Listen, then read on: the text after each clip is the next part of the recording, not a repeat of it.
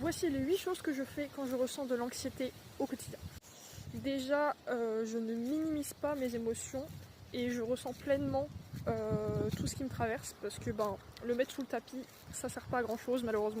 Le deuxième truc que je fais et que j'ai tendance à mal faire d'ailleurs, enfin il n'y a pas de mal faire mais que j'ai tendance à oublier, c'est d'en parler tout simplement à mes proches ou à des professionnels si vous en voyez. La troisième chose que je fais pour m'aider à sortir de mon anxiété, c'est d'aller me balader dehors.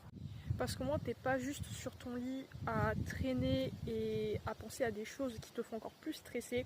T'es là, t'es dehors, t'es présent, ou du moins t'essaies d'être présent, et le fait de bouger, de faire des mouvements, en fait, je pense que ça aide beaucoup.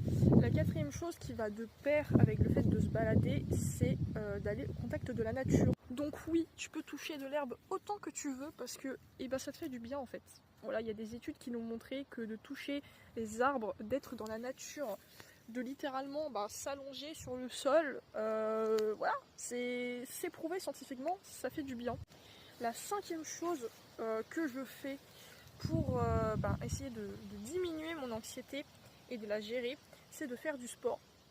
Alors, petite précision, je fais pas du sport en mode vas-y je me tape un marathon de 10 km. Non, non, non, je sais même pas si ça existe. Mais déjà de faire des mouvements, des sortes de mouvements au poids du corps, de faire des exercices de yoga, des étirements, etc. Et je pense que ça aide beaucoup à diminuer l'anxiété. En tout cas moi au quotidien ça m'aide beaucoup.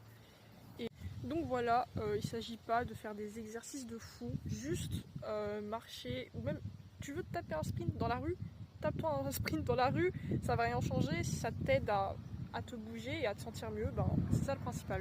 Sinon la sixième chose, ou du moins le sixième conseil que je peux donner, c'est de faire des activités artistiques. Par exemple dessiner, tricoter, coudre, en fait faire des choses qui te font plaisir et qui te permettent de sortir en fait de ta tête. Parce que si vous avez tendance à faire de l'anxiété, mais en plus de ça à dissocier et à ne plus être en phase avec la réalité, faire des activités qui sont manuelles, comme la cuisine même.